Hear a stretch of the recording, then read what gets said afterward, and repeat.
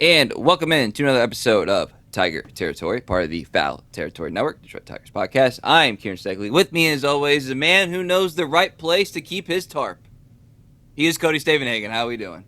Doing all right. Can we talk about what Oklahoma State head coach Eric Morris said about the tarps off movement? That kind of started at our alma mater, and he said we're going to be winning too many damn games to keep doing that.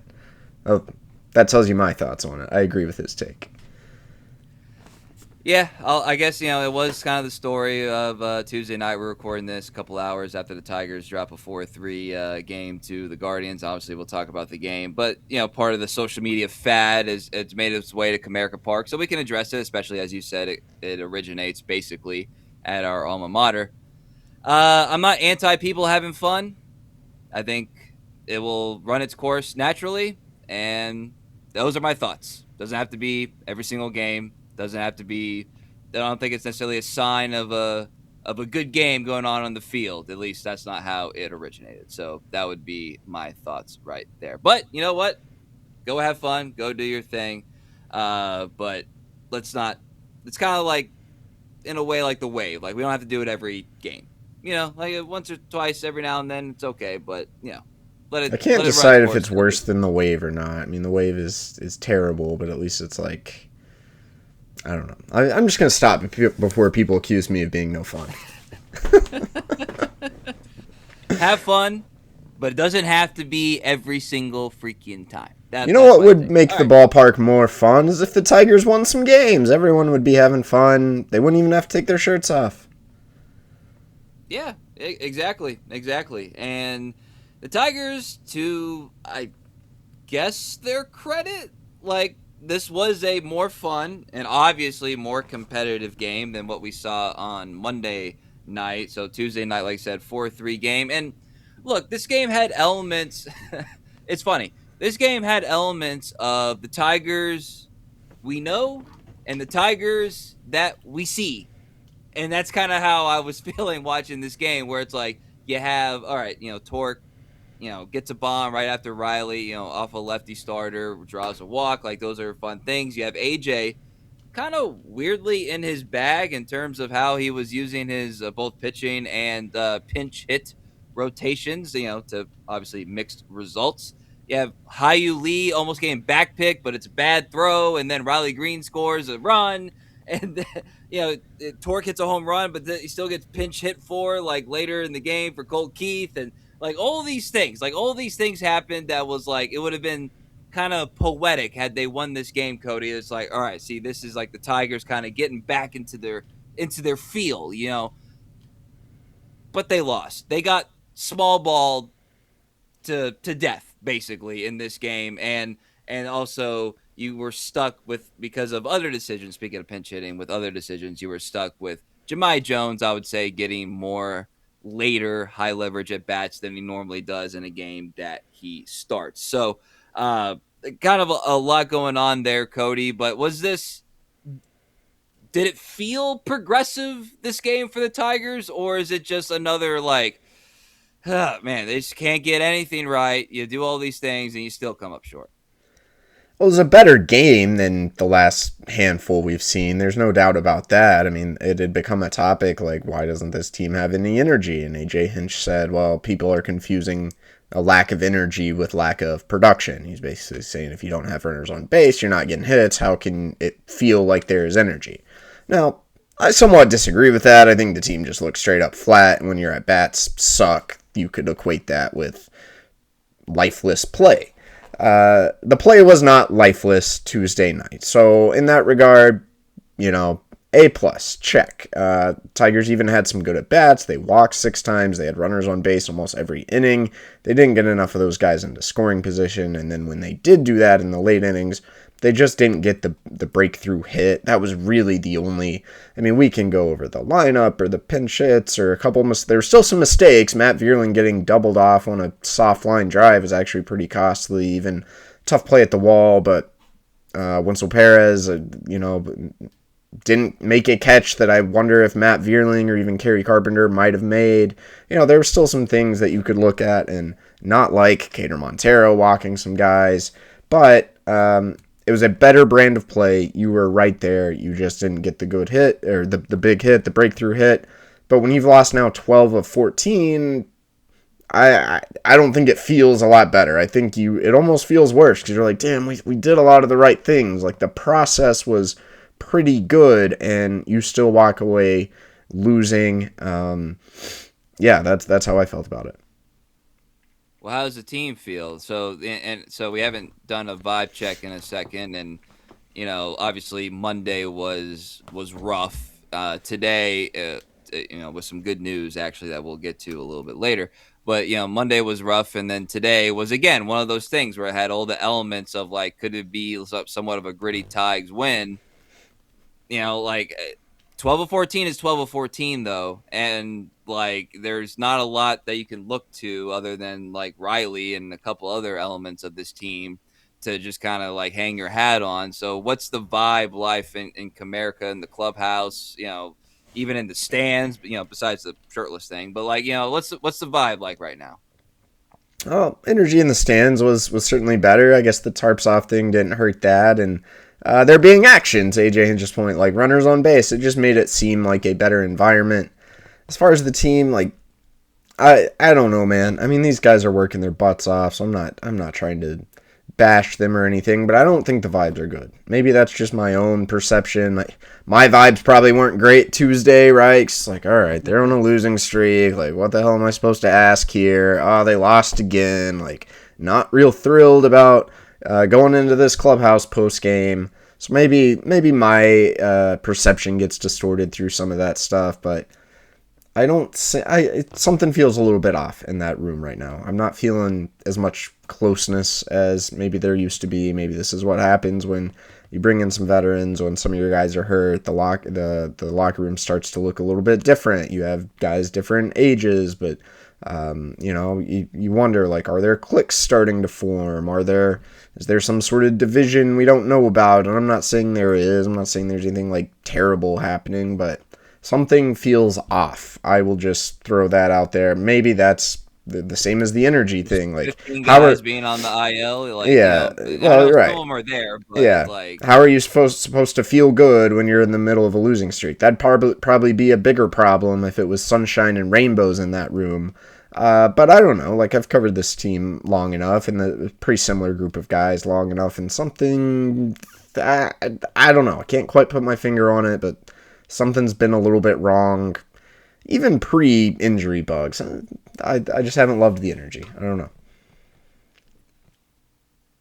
What do you make of? I mentioned it earlier when it's like all these kind of things that kind of led to this loss. Like, if I were to say, even if you want to take some encouraging elements from Tuesday, and then we'll give shout out to Lee for the play that he made going across the middle of the diamond to it's really good play. To get the play at first, and even Torque too going. I would argue probably as far as he's ever gone to field the ground ball to his right side and make a good throw to Montero, who also made an athletic play to cover first base. So, like, again, those would be like energy plays, right? I would say if you wanted to dictate those, but like the Tigers being like a progressive-minded team, like don't mind other teams bunting runners over, they'll take the outs. But in two crucial situations, the Guardians opted that way, and to the victor go the spoils because they ended up winning. But I just feel like that's almost an insult, an indication maybe that like Cleveland's like, all right, we kicked their ass yesterday. We just got to scratch over a couple, and we're probably going to be okay. And then if you were on their side, be like, the only reason this was even close-ish is because we made a dumb, back pick attempt that, kind of ended up biting us in the ass. And even Torque's home run wasn't a bad pitch or anything like that. But anyway, those teams, if I was to say, like, I was encouraged by X, these are the things I was discouraged by, is that Cleveland's like, we got a game. All we got to do to tie this series at worst is just do 1983 level baseball and like bunt the guy over and just have a sac fly and more or less that's all we need. That's guards ball, baby. I mean, you watch this team for the last 3 or 4 years. This is what they do, and they apply pressure through that. I sometimes I still look at their lineup, even though they have some guys with good numbers right now, but I'm still like really? Like, come on. And Chase Delauder's add a little punch. Travis Bazzana maybe could do more of that as well, but it's like, wait, this team is in first place. This team might win the AL Central yet again. Really? But then you watch their brand of play, and teams like the Tigers sometimes just struggle to contain it. Or when a team like the Tigers isn't scoring runs, maybe 3 or 4 is all you need. It reminds me of the blackjack phrase, bust cards gotta bust. You're not supposed to win these games doing this Right. style. That's what we've kind of grown up with. But Cleveland, to their credit, always seems to. So just kind of like, and again, you can do the blowout thing, and then you can do this thing. That's a sign of a well-run, good baseball team. So give them credit there. All right, we are going to take a quick break, and then on the other side of this, we had the most significant sighting in Detroit sports in some time, and that would be one Tarik Skubal. Cody was there. We'll talk to him about that. But first, a word from our sponsors. We love our dog Bella, who splays out in the open sun on our floor like she's an underwear model, and that's why we love her so much, to scratch her belly. She's a cutie, that Bella. And a quick message from today's sponsor, the ASPCA Pet Health Insurance Program. If you're frantically looking for what to do with your pup when they have an issue, the program offers customizable accident and illness plans, making it easier to get your pet the care they need. When you enroll in an ASPCA Pet Health Insurance plan, you could get a $25 Amazon gift card. It's a little treat for you while you're doing something great for your pet. To explore coverage, visit aspcapetinsurance.com/FOUL. That's aspcapetinsurance.com/FOUL. Eligibility restrictions apply. Visit aspcapetinsurance.com/Amazon terms for more info. This is a paid advertisement. Insurance is underwritten by either Independence American Insurance Company or United States Fire Insurance Company and produced by PTZ Insurance Agency Limited. The ASPCA is not an insurer and is not engaged in the business of insurance. Hey, Kieran, real quick before we get into Skubal, can we go over some of the stuff the internet is talking about stemming from Tuesday night's game? Like, I've seen a lot of like, why is Riley Green hitting fifth? I'm not necessarily going to take a stand for like what's right or wrong, but the reason is the Tigers faced a left-handed starting pitcher. They're facing a Guardians bullpen with multiple good left-handers, so you're not going to stack a bunch of lefties atop that order. I know some people who are sick of the matchup game might be rolling their eyes, but Matt Vierling hit leadoff. Kevin McGonigal was hitting second. Jahmai Jones third. Was it Dingler fourth? Dingler fourth.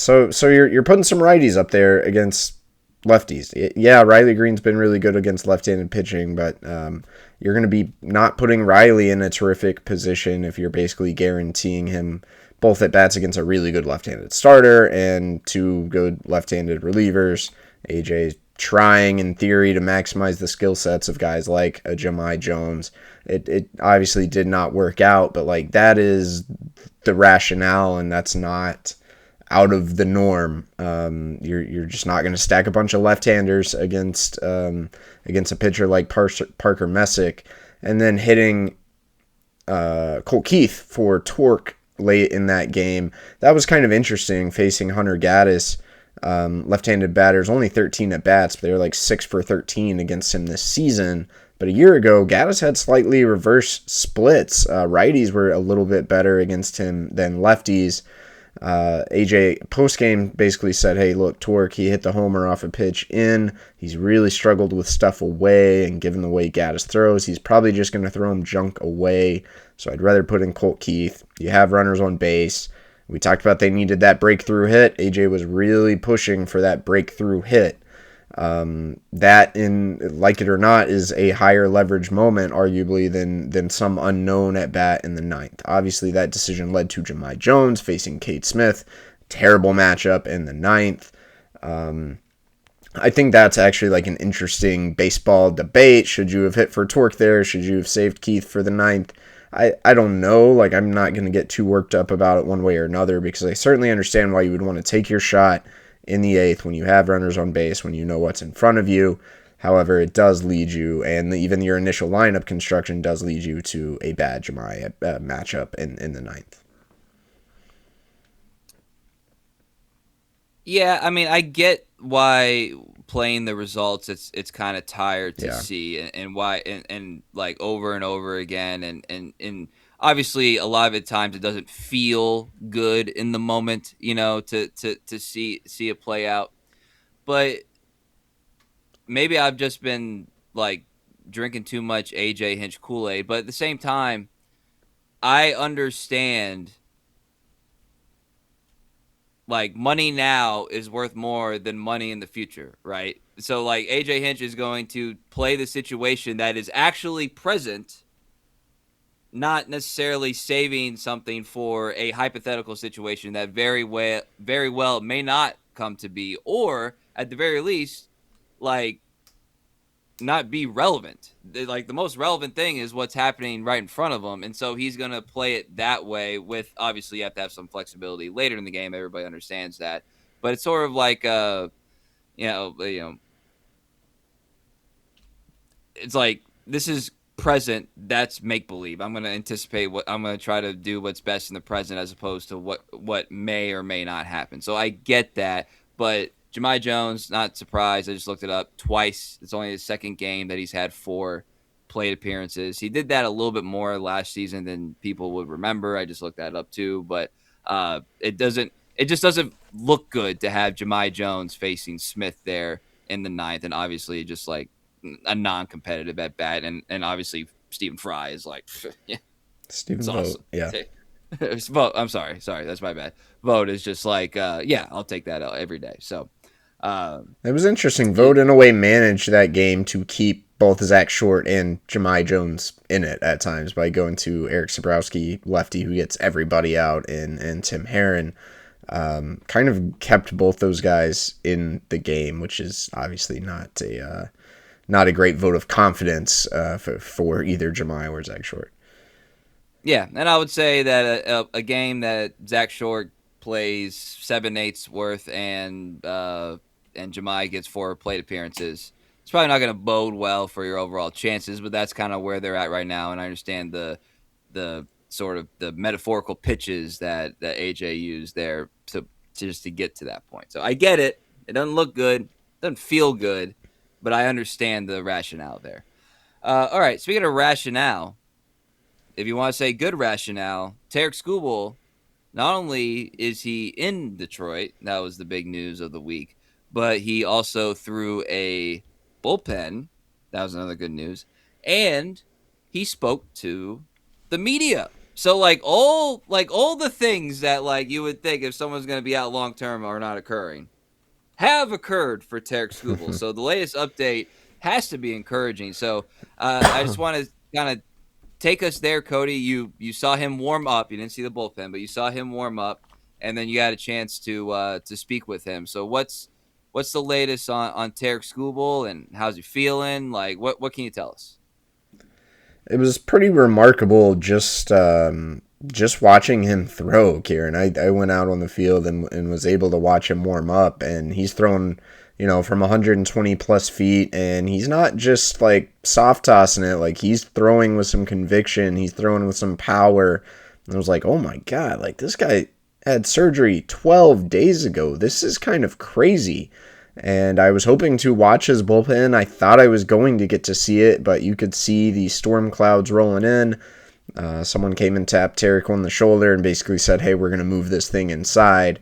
They started walking in. For a half second, I'm not going to lie, I was like, are they really taking this away from public view just because, like, me and Dan Dickerson are out here? We're the only two. I was like, but please tell me they're not doing that. Sure enough, it started pouring within 10 minutes, so I don't think it was any conspiracy. Talked to Tarik afterward. He seemed really encouraged. Sounds like the bullpen went well. It was a normal between starts type bullpen. He said he used all his pitches. I would assume he probably didn't get the exact pitch count. I would assume probably around a 30 pitch bullpen if it was normal. That's wild. We've done a lot of talk and I've done a lot of reporting on the whole nano needle, and I'm still kind of blown away just seeing Tarik show up, seeing him throw. He was in obviously very good spirits. He said, I bet you guys didn't expect to see me this soon. I don't think he initially would have expected himself to be there this soon, but here he is. You guys may have seen some of the quotes. It sounded like it didn't take a whole lot of convincing to go do this nano needle that had never been used on an MLB pitcher before. Tarik said, they said it'll get you back on the field quicker, and I basically stopped listening after that. He also he's not sure how he feels about the whole Skubal scope. Said, I don't really want to be known for an injury. But then he was like, I don't know, we'll see. Jury's still out. So Tarik was able to joke around, be a little bit lighthearted, but also really encouraging news. We clearly still don't have a full timeline for when his next start in the major leagues is going to be. I assume he's going to throw a couple more bullpens. You would think at least a couple more rehab outings. It's already, May 19th. So that early June idea that was thrown out there, that would have to really be pushing it. But I may not be a whole later than that if things keep progressing well. It has been really remarkable to witness thus far. I saw a couple people speculating on Twitter that is he rushing so he can get back as soon as possible so that he can maximize his free agency potential, blah blah blah. And look, I understand having that thought, but watching the game on Monday, it's well out of hand. It's the 8th or 9th inning. I can't remember which inning it was, but it was late. And Skubal's in the dugout, and the camera finds him, and he's smiling, cracking jokes with somebody. I can't remember who it was. And in a different context, that would be like, oh, man, what's wrong with this clubhouse or whatever. But the way I interpreted it was this is a guy who's really happy to be back in the dugout, back in the clubhouse, back with the team, and feels good about where he's going, or where his body's at, and where he could potentially be here in the next, let's just say 2-3 weeks or whatever. I interpret that as a pure essence, I'm a ball player right now still, even though he's technically still on the IL. So I would assume Skubal's intentions are pure of heart, plus the competitive nature that he has. Skubal's not really in the business of watching his team lose games and being chummy about it. So I think he wants to come back. He wants to win games. He wants to win a World Series, and then everything else happens after that. So that's my 2 cents on the whole deal. Well, I think it's both, right? The money is clearly a factor here. I'm sure as part of Scott Boras was involved in this decision making and getting Skubal to Elatrash, who ended up recommending the so-called Skubal scope. That is just a reality of this situation. But I do think Tarik wants to pitch for the Detroit Tigers and wants to help his team. I think 2 things can be true here. Does that mean he's rushing? Doesn't seem like it. Watching him throw, he looks pretty capable to me of being out there doing what he is doing right now. So why wouldn't you try to push it when there's some things at stake? Both, sure, for yourself, but certainly for your team, a team that really needs you right now. I don't see everything that goes on with this team, right? I'm not in the hotel with them. I'm not on the plane with them. I see more than a lot of people, and I struggle to get on board with this notion that Skubal is soft or that he's only self-interested. To me, this guy's one of the best competitors I've ever been around. He's a dog. He has 2 Cy Youngs to prove it. He is the best player on this team. He is the best pitcher, certainly best left-handed pitcher in baseball, the best pitcher in the American League. I don't know. That's that narrative through some of the drama. We all know there's been plenty of drama. Has kind of taken off. I feel like there's some Tigers fans out there right now that are kind of over Tarik Skubal, and I don't quite understand that line of thinking. Is this guy going to be gone after this year? A pretty dang good chance of it. I think people should appreciate him while he is here, versus saying, I'm done with that guy. Yeah, you can say that I'm on whatever boat is not that boat. Just for the record, of people who are tired or over Tarik Skubal. So, just wanted to state that plainly. Also, we saw Will Vest. Will Vest made his return from the IL after the scary right forearm inflammation. Got the cortisone shot. Calmed that a little bit, and looked like Will Vest. We're not going to sit here and brag about it too much, but he threw, I think it was 12 strikes, 3 balls, got through the inning, had a strikeout, hit 98. Looked kind of like Will Vest to me. Really good to see. I like seeing 98 from Will Vest, baby. Sometimes that cortisone shot will help a little bit, so I hope it holds up. I hope it stays that way, but really encouraging first outing back for Will. All right, and as we wrap up here, I kind of had this idea kind of kicking in my head a little bit, and he pitched today too, and that's Tyler Holton. Tyler Holton today made his 21st, if I have my numbers correct, appearance for the Tigers this year. That's tied with Finnegan for most relief appearances. And kind of an interesting season from Holton. So he had the MVP vote season in 24, and then 25, it just kind of felt like like maybe his expectations have been raised too high, and then it felt like there was something kind of off with him. This year, Cody, so he gave up the earned run. It's only his second outing that he's given up one earned run. Other than that, it's been like multiples or zero. So, like, if you look at the ERA, like, it's a little bit inflated from these 3 or 4 outings where he's given up 3 runs and 2 runs. I'm getting it right now here in front of me. But a lot of blanks on here, Cody, and someone that obviously with the pitching staff depleted from a starter's perspective, the fact that he's going to continue to be turned to in a heavy manner. Yeah, 1-3 earned run outing and 3 2-run outings, and again, second single earned run outing tonight. But overall, I think we're getting closer to Tyler Holton that we know and love, and less that we question. And I just wanted to make note of that.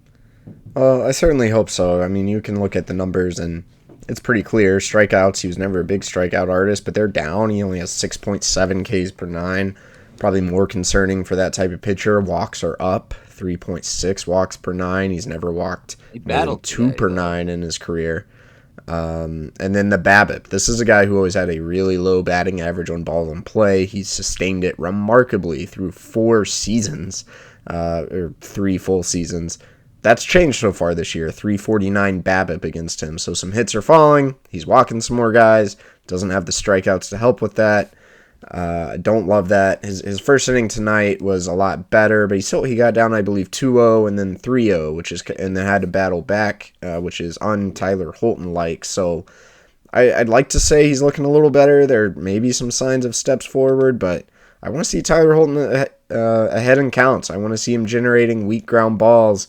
I want to see that slider looking good all the time. It just hasn't quite put it together in consistent fashion yet.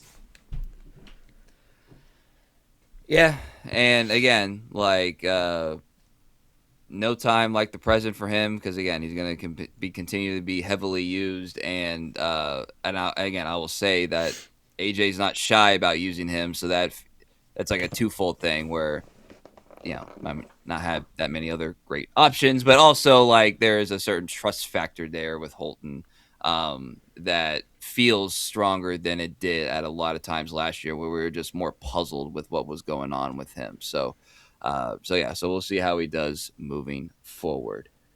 Troy Melton, real quick, Cody. Troy Melton started in Lakeland today. Would have been in Toledo, but Weather wanted to make sure he got his full outing uninterrupted. What did he go? 5 innings, 65 pitches. 63 pitches, yeah. 63 pitches. Seemed like it was encouraging, it's the Flying Tigers, but like seemed like it was encouraging, and I don't know. Could we see him soon? Well, he's certainly on track. He's already made 4 rehab outings. I think the question is pitch count. Talking to AJ Hinch, they want to keep building the pitch count. He said 65, 70, 75 pitches. He was only at 63 this outing. So does that mean maybe one more in Toledo? I'm not sure. I would argue, why not just bring this guy up? This guy's done fine. He's handled his outings. You want to be responsible. It's Troy Melton. I get it, but I don't know. Does he really need another rehab outing? I wouldn't hate seeing Troy Melton in 5 days. I'll be interested to see what they decide. But he's certainly getting close, which is very encouraging. That could be a spark. Getting Melton back for the first time this year, and yeah, to his credit, it seems like he's gone about quietly taking care of his business. We haven't talked about him a whole lot, obviously. He is, I believe, not eligible to return from the 60-day IL until May 25th, if I have that right. 25th? May Okay, I'll take it. 25th is what I'm going with right now. Someone correct us if we're wrong on that. So it can't be 5 days from now, but it can be soon. Well, you can correct us at Cody Stavenhagen. I am at Kieran _Steckley. Pod page is at Tiger Territory _. Make sure you guys subscribe to YouTube. By the way, when we were talking about Tarik Skubal, exclusive video of him warming up on the field. So that's the Greatest thing you've ever seen. Some of the greatest multimedia thing. journalism of all time. And what that's the people not are saying. worth hitting the bell icon. I don't know what is. So we'll be back Thursday to wrap up this Cleveland series and all the other storylines surrounding the Tigers. So thank you all for hanging with us late on a Tuesday night / Wednesday morning, whenever you are listening to this. So for Cody Stavenhagen, I'm Kieran Steckley. Everybody have a great day.